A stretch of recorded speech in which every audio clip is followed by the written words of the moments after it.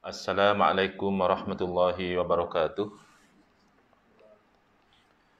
Bismillahirrahmanirrahim. Alhamdulillahi rabbil alamin. Wa afdhalus salati wa atammut taslimi ala sayyidina Muhammadin wa ala alihi wa sahbihi ajma'in. Rabbi shrah li sadri wa yassir li amri wahlul 'uqdatam min lisani yafqahu qawli. Subhanaka la ilma lana illa ma 'allamtana innaka antal alimul hakim. Allahumma akhrijna min zulumatil wahmi wa akrimna binuril fahmi waftah alaina bima'rifatil ilmi wa sahhil akhlaqana bil hilm waj'alna mimman yastami'una al-qawla fayattabi'una ahsana. Allahumma آت نفوسنا تقواها وزكها أنت خير من زكاها أنت وليها ومولاها. اللهم أرنا الحق حقا وارزقنا اتباعه وأرنا الباطل باطلا وارزقنا اجتنابه. اللهم انفعنا بما علمتنا wa'allimna ma yanfa'una wa zidna ilma wa huda amma ba'd. Alhamdulillah, tuan-tuan muslimin muslimat yang saya hormati, moga-moga kita semua dirahmati dan diberkati oleh Allah Subhanahu wa taala, dan moga-moga kita semua dikurniakan oleh Allah Subhanahu wa taala kefahaman yang baik di dalam urusan agama, dan juga dikurniakan keikhlasan yang menyeluruh di dalam menuju kepada ridha Allah Subhanahu wa taala, berserta dengan akhlak yang mulia yang sesuai dengan sunnah Rasulullah sallallahu alaihi wasallam, sebagaimana sabda baginda, innama bu'istu liutammima makarimal akhlaq. Hanya saja aku itu dibangkitkan dengan tujuan untuk menyempurnakan kemuliaan akhlak. Alhamdulillah, hari ini kita masih lagi berkuliah dengan kuliah 2 kali sebulan kita, tetapi kita berubah tempat dari bilik di tingkat 7, kita berubah ke Surau Al-Aman, yang mana saya secara peribadi saya prefer terus kat sini je. Pertama, kalau untuk saya, sampai-sampai parking terus masuk surau, tak perlu beratur naik lift. Yang kedua, saya dapati alhamdulillah suasana surau ni pun selesa untuk kita berkuliah dengan airconnya, dengan kipas, dan dengan dia punya sound system pun rasanya lebih mantap berbanding dengan sound system yang di atas. Jadi saya tidak ada halangan lah kalau pihak penganjur mahu teruskan kuliah di sini. Saya difahamkan di Tahri aircon ada problem. So sekarang sudah okey agaknya. Sudah ada yang baru. Jadi saya okey lah. Bahkan saya sarankan lah kalau kita boleh terus berkuliah di surau saja. Cuma yang kedua, apabila kita berkuliah di surau ni, mungkin elok saya ingatkan kepada diri kita masing-masing tentang adab-adab yang zahir dan adab yang batin di dalam menuntut ilmu. Iaitu 3 adab yang zahir yang insya-Allah mana-mana sahaja majlis ilmu yang kita hadiri kita amalkan. Iaitu yang pertama, memilih cara duduk yang sesuai dengan majlis ilmu. Kalau kat atas sana tu tak ada pilihan, ada kerusi kan. Macam tu je lah kita duduk, mana ada pilihan-pilihan ya. Tapi kalau macam ini, yang ini penting untuk kita perhatikan. Kita pilih sama ada duduk iftirash, iaitu duduk sebagaimana duduk dalam tahiyat awal. Duduk sebagaimana duduk antara 2 sujud. Itu yang paling tertib, dan saya perhatikan guru saya, Sahibul Fadilah, Tuan Guru Syekh Nuruddin Al-Banjari Al-Makki, Hafizahullah Ta'ala, beliau bahkan ketika menyampaikan ilmu pun, beliau duduk macam itu. Duduk iftirash. Dan kami pun yang menuntut ilmu juga, pernahlah cuba duduk macam itu, tapi lenguh. Dia cepat lenguh. Tak tahulah orang lain. Pengalaman saya, kalau duduk macam itu tak lama, 10 minit, 15 minit dah mula lenguh. Kita ada pilihan yang kedua, iaitu duduk tawarruk. iaitu duduk sebagaimana dalam tahiyat akhir. Saya percaya itu lebih rehat sedikit, kurang lenguh. Dan alhamdulillah kita juga ada pilihan yang ketiga, namanya duduk tarabuk. Tarabuk ni maknanya duduk bersila. Jadi takdirlah kita dah lenguh duduk bersila, kita duduk tawaruk. Lenguh tawaruk kita iftirash, kita tukar-tukarlah. Jadi kalau tidak ada keuzuran, jauhi daripada melunjurkan kaki, menyandar di dinding ataupun di tiang. Ini cara duduk yang kurang sesuai dalam majlis ilmu. Jadi kita pilih tiga ni, tukar-tukar pun tak ada masalah. Yang kedua, kita tumpukan sepenuh perhatian kepada majlis ilmu yang sedang berlangsung, dengan tidak kita bersembang-sembang atau berlawak jenaka ataupun menggunakan handphone, menggunakan gadget, kecuali untuk tujuan yang ada kaitan dengan majlis ilmu, untuk mencatat, untuk merakam. Tapi kalau untuk berbual, berWhatsApp, itu kita offkan dahulu. Ataupun kalau tuan-puan ni berada pada posisi yang mungkin ada sesuatu yang penting, by nature of your profession, tugas tuan-puan ni mungkin menuntut tuan-puan tu standby juga, maka silent. Bila dapati ada panggilan yang tak dapat tidak, keluar dan ambil panggilan. Macam itu. Itu yang saya sarankanlah. Tapi kalau tidak ada sesuatu yang begitu urgent, kita boleh just offkan dahulu ataupun silentkan terus sepanjang majlis ilmu berlangsung. Yang ketiga, kita hormati apa-apa yang menjadi wasilah, menjadi perantaraan dan menjadi alat untuk kita mendapat ilmu. Bukan saja manusia yang menyampaikan, yang kita panggil ustaz, syekh, kiai, maulana, kalau di universiti, profesor, doktor dan sebagainya. Kita hormati mereka, hatta cikgu, kita hormati mereka. Dan alat juga kita hormati. Umpamanya kita ni kuliah berkitab, maka kitab yang kita gunakan itu jangan kita letak atas lantai. Jangan kita tindih dengan handphone atau dengan kunci kereta. Sebaliknya kita letak atas rehal. Ini alhamdulillah senang disediakan rehal. Atau paling tidak kita letak atas riba. Jangan letak atas lantai. Jadi ini tiga adab yang zahir. Adakah kita itu duduk dengan cara yang sesuai? Adakah kita memberi penumpuan? Adakah kita ada hormat? Itu manusia dapat tahu. Ada satu adab yang orang lain tak tahu. Ini hanya antara kita dengan Allah Subhanahu Wa Taala. Ini rahsia, hanya Allah yang tahu. Iaitu kita ikhlaskan niat kita itu semata-mata kerana Allah. Aku hadir dalam majlis ini, moga-moga ya Allah Engkau redha kepada aku. Itu maksud ikhlas kerana Allah Ta'ala. Jadi selesai saya memperingatkan semula kepada kita tentang tiga adab yang zahir dan satu adab yang batin di dalam menuntut ilmu. Moga-moga dengan kita menjaga adab, Allah Subhanahu Taala menjadikan ilmu kita itu ilmu yang bermanfaat kepada kita dunia dan akhirat.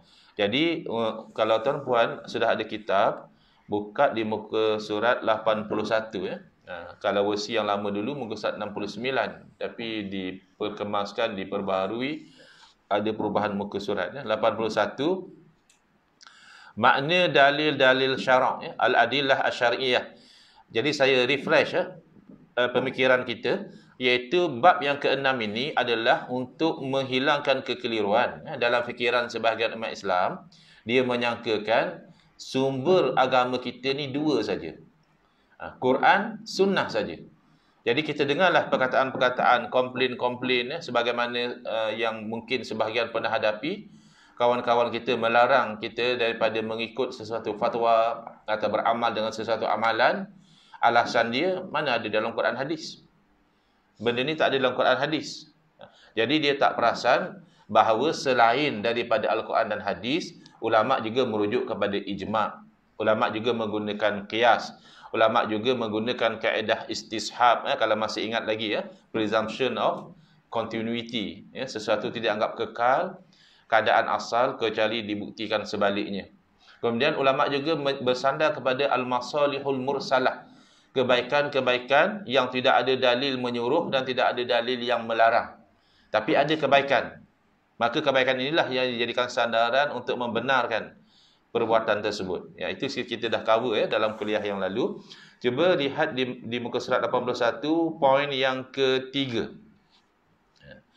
Walau bagaimanapun, dalil-dalil atau sumber-sumber sokongan lain yang digunakan oleh para fuqaha. Fuqaha maknanya ahli fiqh, orang yang mahir bab hukum hakam. Bahkan kalau ikut asalnya fuqaha ni, dia mampu untuk menggali hukum direct daripada Quran dan hadis dan sumber-sumber yang lain. Jadi, selain daripada Quran dan sunnah, untuk kenal pasti hukum, ulama juga pergi kepada sumber hukum yang lain untuk istimbat. Itu bahasa Arab ya. Istimbat ni makna mengeluarkan. To dig out, to extract. So benda tu tidak semestinya ada di permukaan. Ada setengah hukum tu jelas atas permukaan ayat Al-Quran, atas permukaan hadis sudah difahami hukum dia. Tetapi banyak juga hukum yang tersembunyi di dalam isi Al-Quran, yang berada dalam kandungan hadis, iaitulah yang terpaksa digali, dikeluarkan oleh para alim ulama. Ini namanya istimbat. Hukum termasuklah ijma' kita telah terangkan. Qiyas juga begitu. Istishab dalam kuliah yang lalu. Masalah mursalah juga kita telah terangkan dalam kuliah yang lalu. Hari ini kita cuba nak menerangkan istihsan. Menarik. Istihsan ni ditolak oleh mazhab Syafi'i. Bahkan Al-Imam Syafi'i rahimahullah ta'ala terkenal sebagai seorang ulama yang keras menolak istihsan. Al-Imam Syafi'i rahimahullah ta'ala pernah mengkritik dengan kata beliau, man istahsana faqad syarra'a. Siapa yang menggunakan istihsan, dia dah pandai-pandai buat syariat sendiri. Keras ya, kritikan daripada Imam Syafi'i rahimahullah ta'ala. Tetapi Al-Imam Abu Hanifah rahimahullah dan juga ulama-ulama mazhab Hanafi, mereka menggunakan istihsan untuk mengenal pasti hukum. Jadi berlakulah kita kata khilaf, perbezaan pandangan antara dua kumpulan ulama ahli usul ini, iaitu ulama Syafi'iyah dan juga ulama Hanafiyah. Ulama-ulama Syafi'i tak terima istihsan sebagai sumber rujukan hukum. Sementara ulama-ulama Hanafiyah memang berpegang kepada istihsan.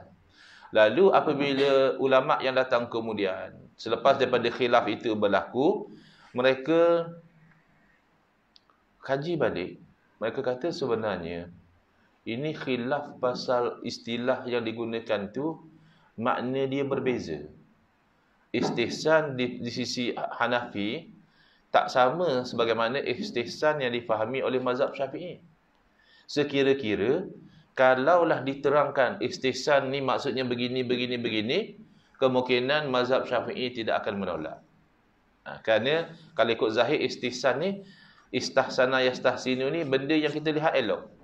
Jadi mana boleh? Kita lihat elok je, kita kata boleh. Itu macam kita buat syariat sendiri. Elok tak elok ni sepatutnya adalah mengikut kepada dalil. Bukan ikut kita lihat elok, kita kata boleh. Kita lihat tak elok, kita kata haram. Tak bolehlah macam itu, kata mazhab Syafi'i. Sebenarnya tidak demikian. Ada dah.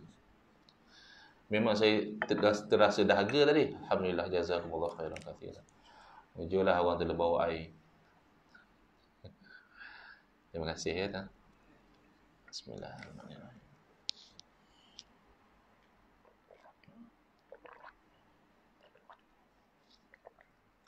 Ya, jelas ya. Mazhab Syafi'i mengkritik istihsan kerana istihsan asal maknanya adalah merasakan elok. Astahsinu al-qira'ah fi sabah misalnya. Aku merasa elok kalau baca pada waktu pagi. Jadi mana boleh agama pakai rasa elok macam itu? Jadi bila ditarifkan istihsan di sisi mazhab Hanafi, ini maksud istihsan, ini sandaran istihsan, maka sebahagian ulama mengatakan kalau macam itulah istihsan yang dimaksudkan oleh mazhab Hanafi dan begitu juga difahami oleh mazhab Syafi'i, kemungkinan mazhab Syafi'i tidak akan menolak istihsan ini. Okey, apa dia istihsan? Istihsan dari segi bahasa adalah menganggap sesuatu itu elok. Kita rasa benda itu bagus.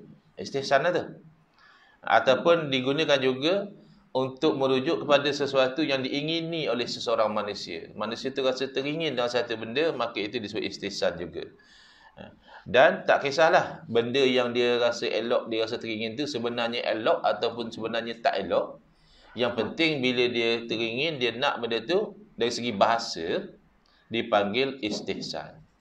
Tapi bila pergi kepada istilah teknikal, istilah syarak di sisi mazhab Hanafi, bukan macam itu. Bukan makna aku rasa elok, okey jadi, tak. Apa maksud dia? Ditakrif dengan pelbagai takrif. Antaranya Al-Imam Al-Bazdawi mengatakan, istihsan itu adalah lari daripada kehendak qiyas. Qiyas di sini maksudnya kaedah umum.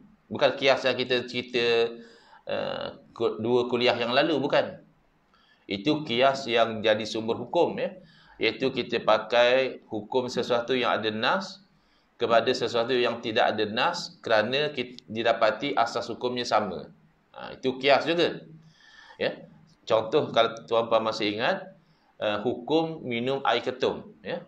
Minum air ketum yang dah diproses, dicampur dengan Panadol, obat nyamuk, obat batuk, macam-macam lah. Sekira-kira kalau minum tu boleh jadi mabuk. Hukum minum air ketum tak ada dalam Quran dan hadis. Bahkan cerita pasal air ketum pun tak ada. Tetapi dihukumkan haram meminum air ketum yang sedemikian. Kenapa? Qiyas kepada hukum minum arak. Apa hukum minum arak? Haram. Ada tak dalil? Ada. Dalam Quran, dalam hadis ada cerita tentang haram minum arak. Ya. Kenapa pula arak yang diharamkan, air ketum juga terbabit? Arak-araklah haram. Air ketum kita nak minum misalnya. Tak. Sebab asas hukum dia adalah memabukkan. Maka mana-mana minuman yang sama macam arak, iaitu bila diminum, memabukkan, hilang akal, maka hukum juga sama macam hukum minum arak, iaitu haram. Ya, itu namanya qiyas. Yang dimaksudkan dalam istihsan bukan itu. Lari daripada qiyas. Ya. Qiyas di sini maksudnya kaedah. Kaedah yang umum sepatutnya menunjukkan hukumnya begini. Tak, kita lari daripada yang itu. Kenapa pula lari tu? Ila qiyasin aqwa minhu. Kerana kita pergi kepada qiyas yang lebih kuat lagi. Kalau ikut tengok pada satu sudut, hukumnya sepatutnya macam ni. Tapi kita tengok dalam kaedah yang lain, yang itu lebih kuat lagi. Maka kita tak pakai kaedah tadi, kita pakai kaedah yang lebih kuat. Itu istihsan. Di sisi Al-Imam Al-Bazdawi. Ataupun kita mengkhususkan qiyas kerana ada dalil yang lebih kuat. Kalau ikut kaedah umum, inilah hukum dia. Tapi kita perhati tengok dalam kes ni ada dalil yang lebih kuat yang mengalihkan. Ini semua akan bermain di awal-awangan dulu ni. Takrif-takrif semua ni kita tak akan betul-betul. Kalau orang Kelantan kata, tak jijok lagi lah. Tak jijok lagi. Dia main atas lagi. Bila bawa contoh nanti, oh ini maksud dia. Jadi bear with me lah. Buat masa ni, kalau rasa benda ustaz ni nak cakap ni. Tak apa. Memang standard je macam tu. Bila kita start dengan takrif, dia masih tak jelas lagi. Tapi dapat gambaran awal dahulu, ya. Kemudian Al-Faqih Al-Halwani Al-Hanafi, ulama mazhab Hanafi, ada yang mentakrifkan istihsan itu adalah meninggalkan qiyas, yakni meninggalkan kaedah umum li dalilin aqwa, kerana ada dalil yang lebih kuat daripada Al-Quran, ataupun ada dalil yang lebih kuat daripada sunnah, ataupun ada dalil yang lebih kuat daripada ijma'. Cuba tengok. Kalau macam inilah istihsan, kenapa pula mazhab Syafi'i nak tolak? Kita ambil dalil lebih kuat daripada Quran, daripada hadis, daripada ijma'. Itu pun pegangan mazhab Syafi'i. Pegang dengan dalil Quran, pegang dengan dalil hadis, pegang dengan dalil ijma'. Dan Al-Imam Al-Qarqi Al-Hanafi mentakrifkan istihsan adalah seseorang mujtahid itu, dia lari daripada berhukum dalam satu masalah dengan hukum yang sama yang sebelum ini dihukumkan untuk benda-benda kes-kes yang lebih kurang macam itu, tiba-tiba dia pergi kepada hukum yang lain. Kenapa? Kerana ada satu sudut yang menuntut supaya dia lari daripada hukum yang itu. Biasanya kalau kes macam tu, contohlah kalau kita tengok di mahkamah, kita tengok biasa kalau kes macam ni, hakim akan jatuhkan hukuman macam ni. Yang lepas-lepas pula pengalaman kita. Tiba-tiba satu kes ni, hakim tu tak jatuhkan hukuman tu. Dia jatuh hukuman lain. Jadi mungkin kita tanya, kalau kita mungkin ada peluang, kita tanya yang Arif, kenapa dalam kes ni yang Arif bagi hukuman lain? Yang lepas-lepas saya tengok, kalau kes macam ni, ini hukuman dia. Jadi Arif hakim kata, oh betul. Dalam kes-kes lain tu memang selalu saya hukum macam tu. Tapi ingat, dalam kes ni ada fakta yang menunjukkan, dia ada sesuatu yang menyebabkan dia lari daripada yang biasa dihukum. Itu namanya istihsan di sisi mazhab Hanafi. Ya, lari daripada hukum yang biasa kepada satu hukum yang lain, tetapi bukan sesuka hati, bukan ikut hawa nafsu. Kenapa yang hari hukum dia ni berat pada orang lain? Tak tahu, aku tengok muka dia tak berkenan. Tak boleh macam tu. Tengok muka dia tak berkenan, jatuh hukum. Tak. Kerana dalam kes ini, dia ada buat preparation dah. Dalam kes lain tu, dia macam spontan. Ya. Dia nak marah, dia apa. Yang ni dia macam dah plan. Dah seminggu dia buat planning nak buat. Jadi lain kes dia, misalnya. Jadi, begitulah dalam kes mengenal pasti hukum. Biasa ulama' dalam mazhab Hanafi, kes yang lebih kurang macam itu, mereka hukum macam ini. Tiba-tiba mereka dapati dalam kes yang macam ni, dia ada satu faktor yang lain yang menyebabkan tak sesuai kalau kita nak pakai hukum yang sama. Ini mereka panggil istihsan. Yang dapat gambaran kasar, ya. Baik. Contoh, yang ni yang nak membantu kita supaya lebih jelas lagi, ya. Hukum yang terpakai dalam mazhab Hanafi, hak-hak dipanggil hakul irtifaqiyah. Maknanya hak yang mendampingi hak milik sesuatu. Contohnya kita milik tanah. Jadi hak milik tanah tu kita punya. Tapi macam mana kita nak ambil manfaat daripada tanah tu, tentu perlu kepada, ini tanah pertanian, perlu pada saliran. Kalau tak ada saliran, tanah kita tak boleh buat bercocok tanam. Dan kita juga perlu untuk lalu. Takkan kita ada tanah tu, kita nak kena naik helikopter turun kat tanah kita. Tentulah kita ada hak untuk lalu dekat tanah orang lain, untuk sampai ke tanah kita. Ini dia panggil hukum al-irtifaqiyah. Hak-hak yang mengiringi hak milik tanah. Jadi, kalau ikut kaedah yang asal, hak ini tidak akan termasuk di dalam akad jual beli kecuali expressly mention. Jadi bila orang tu buat akad jual beli tanah pertanian, adakah sekali dengan hak tadi? Hak saliran, hak laluan itu? Kalau ikut kaedah asal dalam mazhab Hanafi, tak termasuk kecuali dalam kontrak itu dinyatakan dengan jelas bahawa jual beli tanah ini adalah termasuk hak-hak yang disebutkan tadi.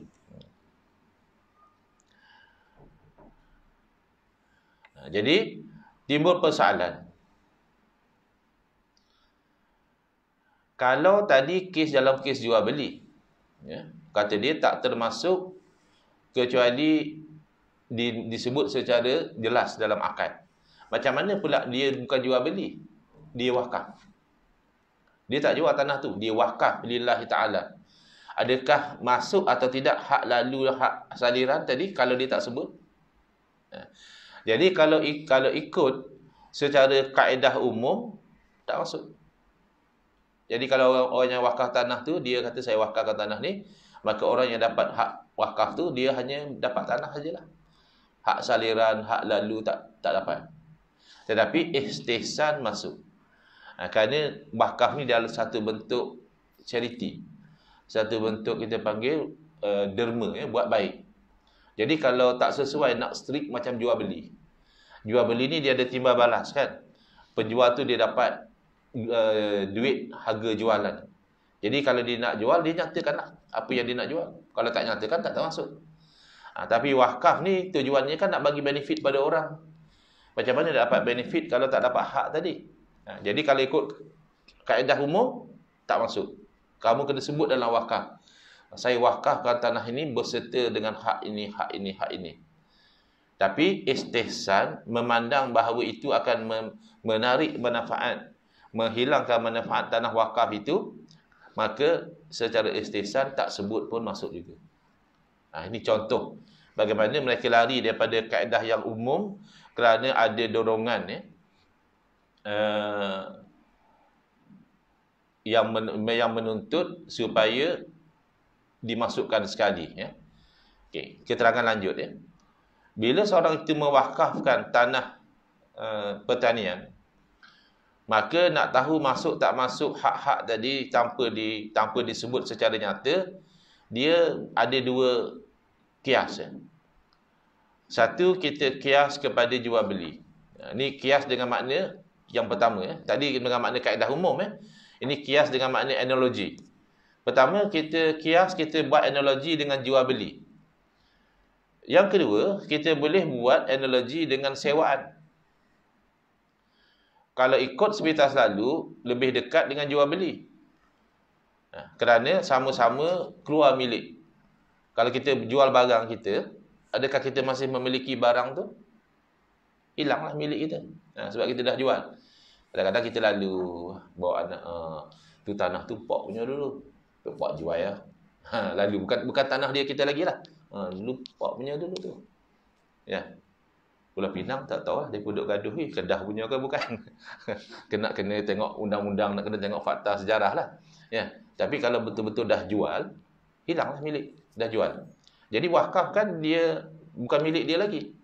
Orang yang dah wakaf sesuatu dah tak boleh jual, dah tak boleh buat apa dah. Bukan milik dia lagi sebab dia sudah wakaf. Jadi nampak macam lebih sesuai dengan dikiaskan kepada jual beli. Jadi kalau dikiaskan kepada jual beli, kalau tak sebut, tak masuklah. Tapi, boleh tak kita kias kepada sewaan? Kerana sewa dan juga wakaf, sama-sama memberi manfaat dengan ain. Maknanya, kan bila kita wakaf, katakanlah, kita wakaf tanah ni untuk orang-orang miskin di daerah Sentul, misalnya kan. Adakah orang-orang miskin di daerah Sentul tu boleh buat tanah tu harta dia? Tidak. Orang miskin di tanah Sentul kata, oh oleh kerana dah wakaf kat kami nak jual lah. Kami nak ambil duit tu buat kerja lain pula. Tak boleh. Cuma dia orang boleh lah ambil manfaat. Dia orang nak pergi cocok tanam, dia orang nak pergi apa kat tanah tu boleh. Jadi kan macam sewaan. Kerana sewaan kita tak boleh ambil benda. Tak boleh ambil milik benda. Kita boleh ambil milik manfaat. Macam orang sewa kereta. Adakah dia terus boleh ambil kereta tu jadi hak dia? Tak. Tapi sepanjang tempoh sewa, dia boleh guna. Macam sewa rumah pun sama juga. Jadi orang yang menyewa, dia tak boleh terus anggap rumah tu hak dia. Tapi dia nak gunalah. Dah sewa. Jadi kalau wakaf, macam itu juga. Jadi dia ada dua, bukan makna istihsan ni, ulama tu berfatwa ikut suka hati dia. Aku rasa tak payah sebut pun boleh masuk lah. Bukan aku rasa. Dia study, dia tengok ada dua kemungkinan. Satu kemungkinan kita analogi kepada jual beli. Sebab sama-sama keluar milik. Kalau analogi pada jual beli, kamu tak sebut hak dalam wakaf tu, tak dapat. Yang kedua, kita boleh analogi pada sewaan. Kenapa pula nak analogi pada sewaan? Kan sama-sama hanya boleh guna manfaat. Kalau tengok daripada sudut orang yang punya milik asal, dah keluar pada milik dia, betul. Sama macam jual beli. Tapi kalau lihat kepada orang yang dapat wakaf tu, dia tidak dapat diri wakaf tu. Dia dapat manfaat saja, sama macam sewaan. Jadi, kenapa dia mendahulukan yang sewaan? Kerana yang itulah yang lebih memberi manfaat daripada sudut tujuan wakaf. Tujuan beli kita nak benda tu. Manfaat tak manfaat nombor dua. Kadang-kadang orang beli rumah, dia bukan nak buat apa lagi pun. Dia duit banyak. Ada projek kawasan yang bagus, beli tu. Duduk orang tak mau, sewa pun tak kalut. Tak ada masalah. Sebab dia nak beli. Tapi kalau orang nak menyewa, dia nak manfaat tu. Buat apa kita sewa kereta kalau kita tak nak guna? Sajalah sewa, tak ada. Kita sewa sebab nak guna. Orang nak sewa rumah sebab nak duduk. Jadi, oleh itu, ia lebih sesuai dengan tujuan wakaf tadi. Untuk digunakan. Maka tak sebut pun termasuk sekali.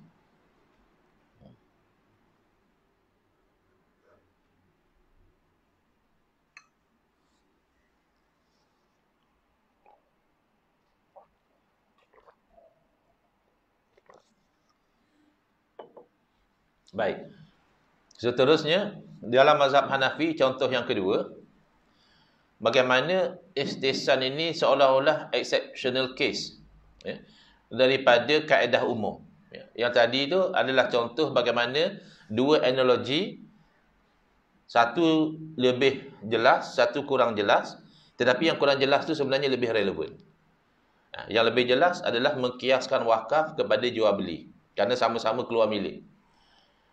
Yang kurang jelas adalah mengkiaskan wakaf kepada sewaan, kerana sama-sama hanya guna manfaat.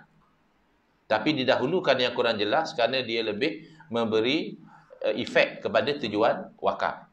Itu satu bentuk istihsan.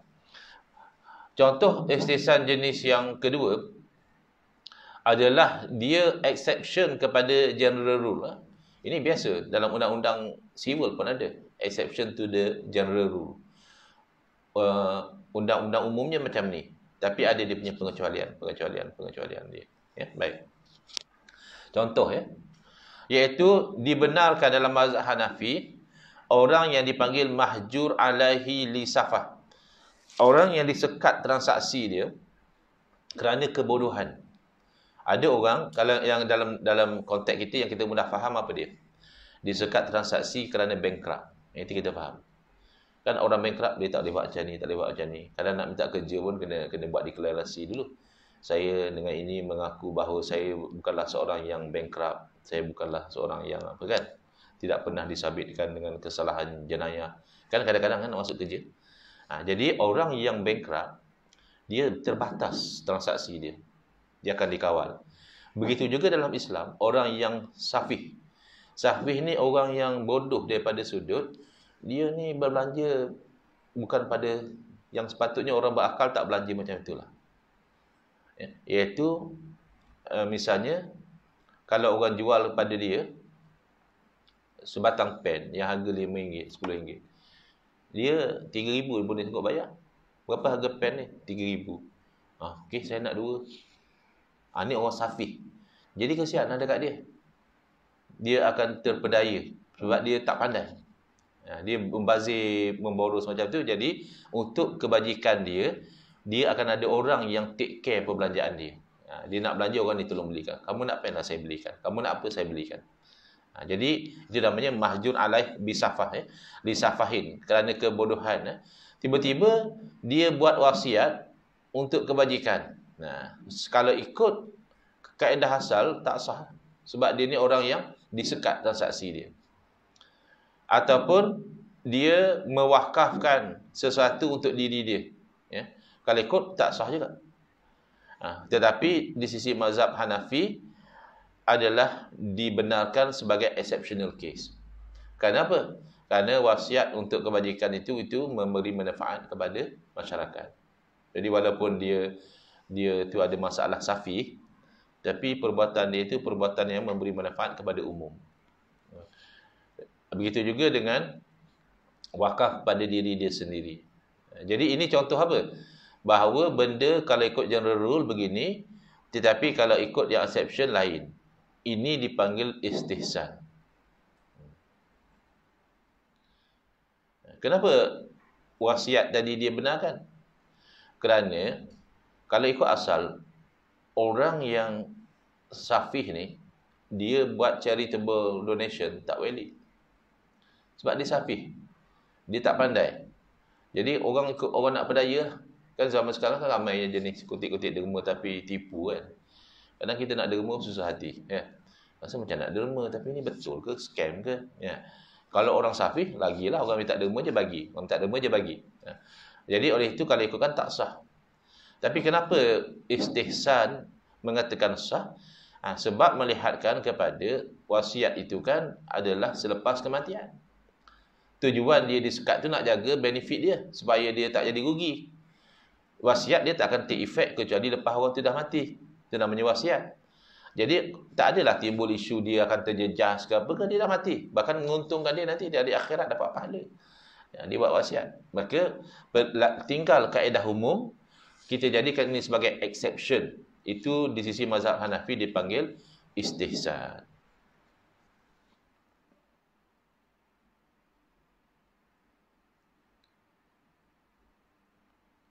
Saya kita nak lihat pada dalil ya.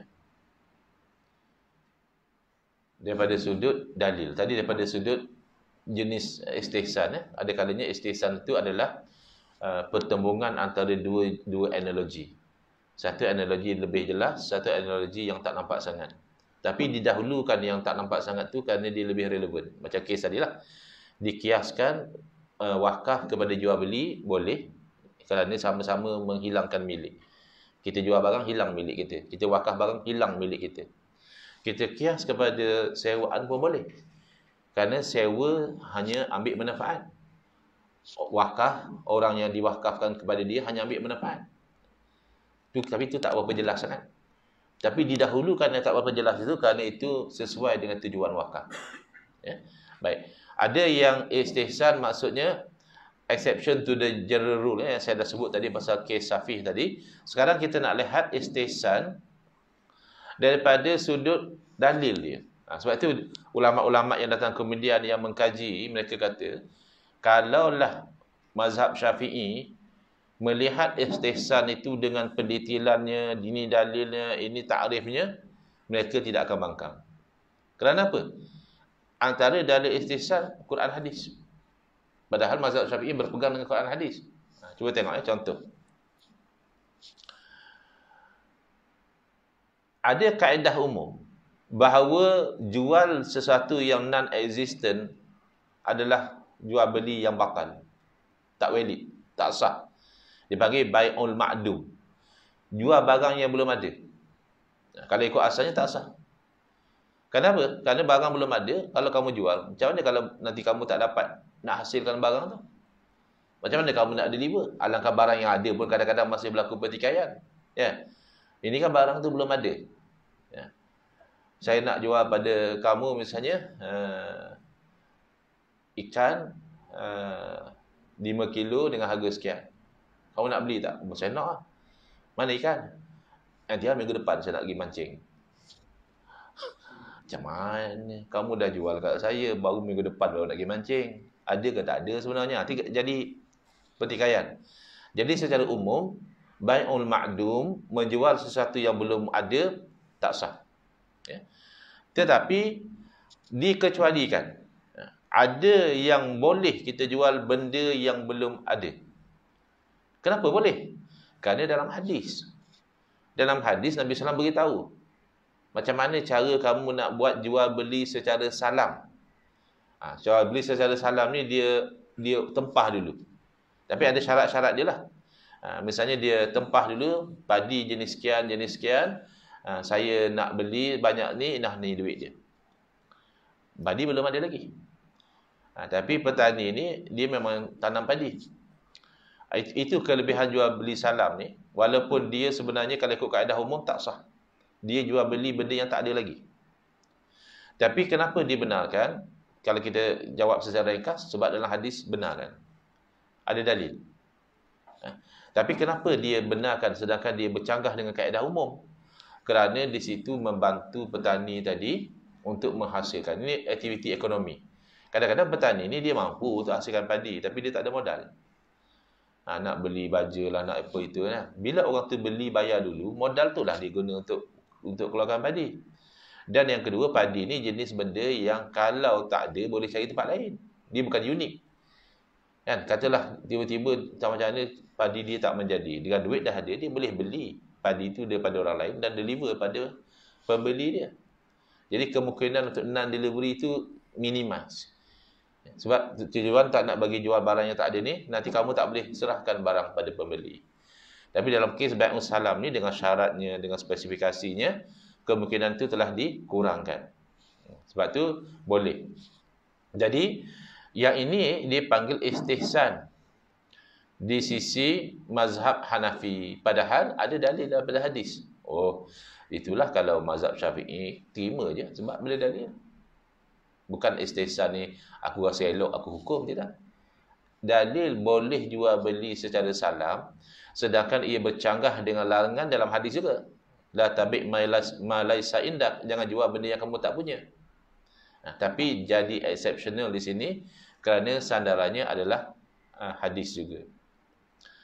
Ada kalanya istihsan dengan ijma', dengan kesepakatan para ulama'.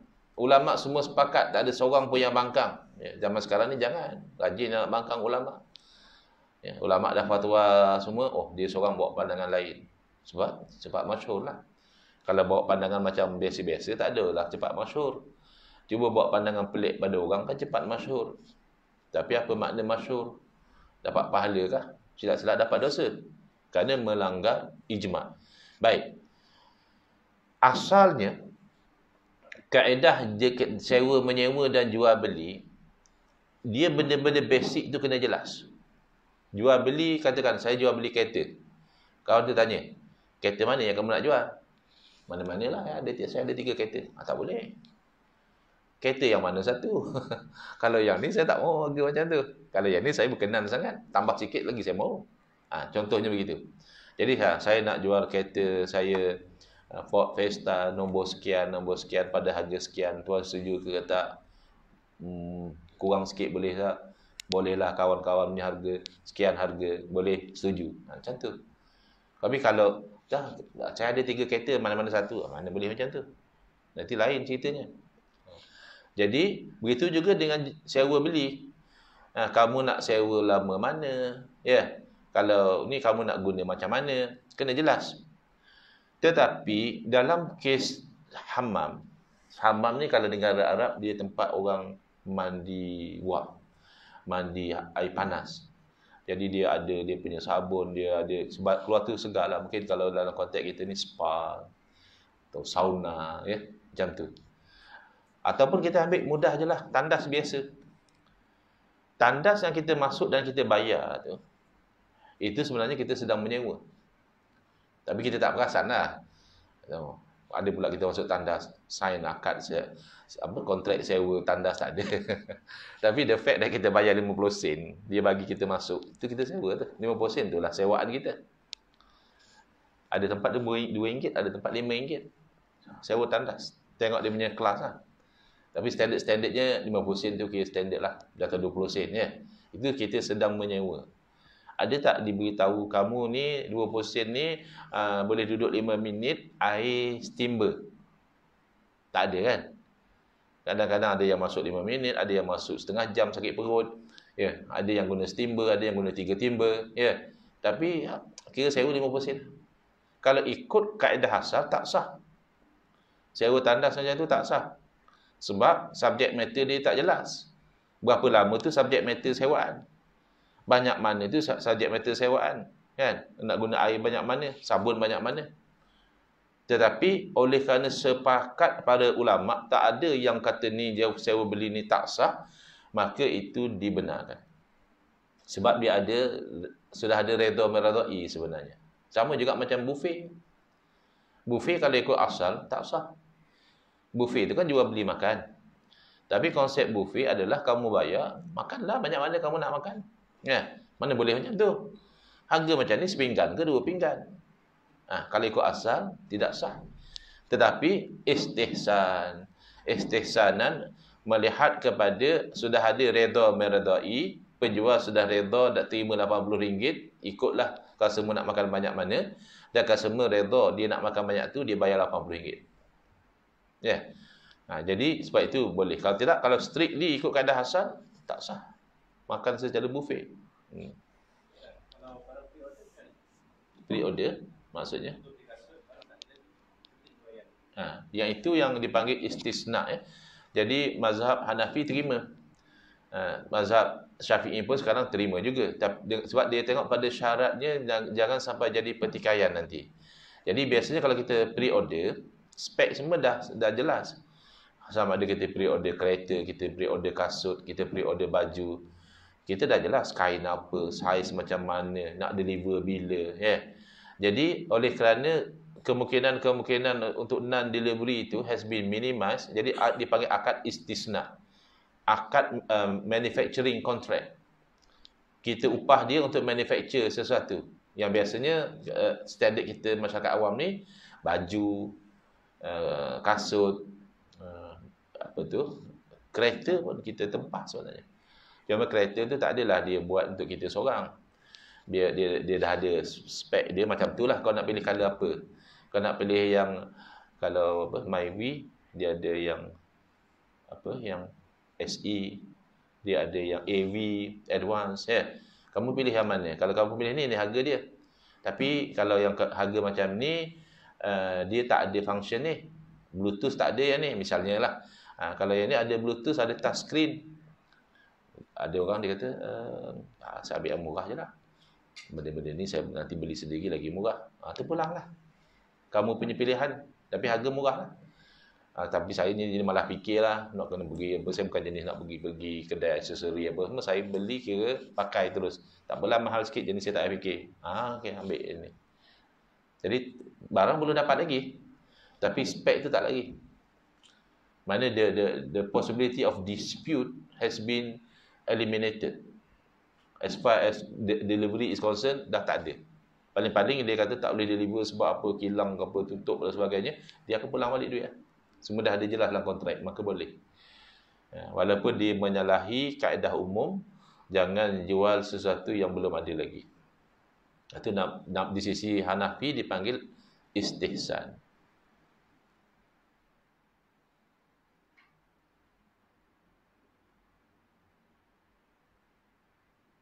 Jelas rasanya. Ada banyak lagi sebenarnya jenis-jenis istihsan. Kemudian macam mana dalil-dalil para ulama, saya rasa tak perlulah kita pergi sedetail itu. Kerana tujuan kita dalam kuliah ini hanya untuk menghilangkan kekeliruan dalam fikiran sebahagian bahawa sumber hukum dalam Islam ni Quran hadis saja. Jadi kita nak beritahu ya, Quran hadis sumber hukum itu tidak dinafikan, tapi ada lagi sumber hukum yang lain. Salah satunya adalah istihsan. Istihsan tu apa dia? Oh, istihsan tu adalah kes-kes pengecualian. Ada sebablah dia kecualikan tu. Mungkin kerana ada dalil dalam hadis, mungkin kerana ada ijma' ulama. Maka dibenarkan benda yang berbeza daripada yang biasa. Itu dari sisi mazhab Hanafi dipanggil istihsan. Baik, saya rasa cukup setakat itu untuk hari ini.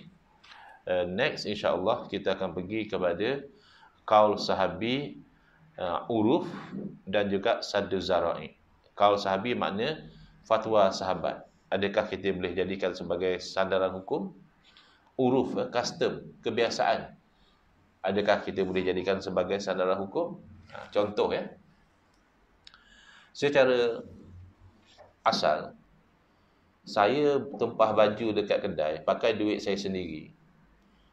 Tapi saya tempah baju tu design sebiji macam tuan-tuan pakai ni. Warna biru gelap macam ni, cutting dia macam ni, ada pula dia punya lambang dia, ada pula nama saya kat sini, tulis pula kat sini polis. Asalnya boleh, apa masalah? Saya nak design macam tu. Dan saya bayar pakai duit saya sendiri. Tuan-tuan kedai tailor pun redha nak jual kat saya. Tapi dari segi uruf, pakaian macam ni adalah pakaian polis. Kalau saya pakai ke sana kemari, saya boleh dicas menyamak. Kenapa? Kerana kebiasaan. Kalau dari segi dalil, mana dalil haram pakai baju macam ni? Oh, jenuh nak cari dalil. Tak ada dalil pun saya tak boleh pakai baju macam tuan-tuan pakai. Tapi dari segi kebiasaan, baju ni khusus untuk anggota polis.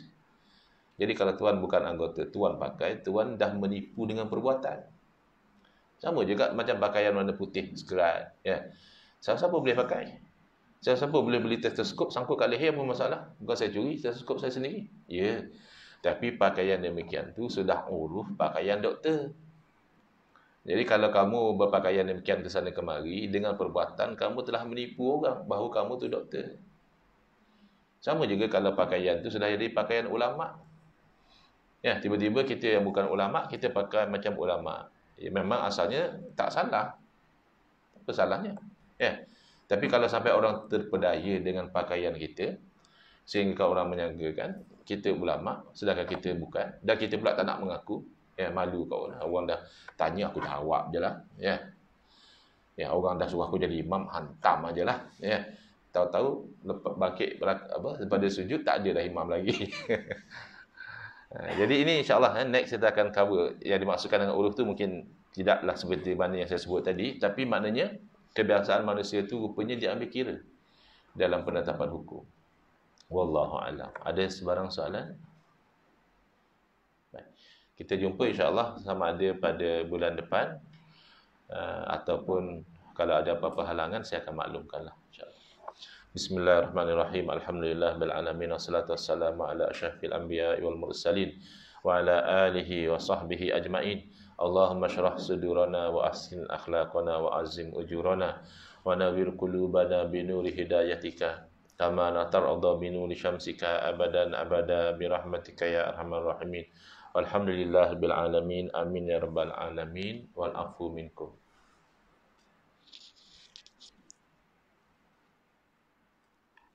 Terima kasih kepada Al-Fadhil Ustaz di atas pencerahan berkaitan dengan ini kita belajar kali ini insya-Allah. nampak macam ada makin berat kan Ustaz? Apa dia? Ilmu kena ada sumber daripada kita dapat ni lah. Tapi insyaAllah lah, bahagia saja lah. Disebutkan dalam umum.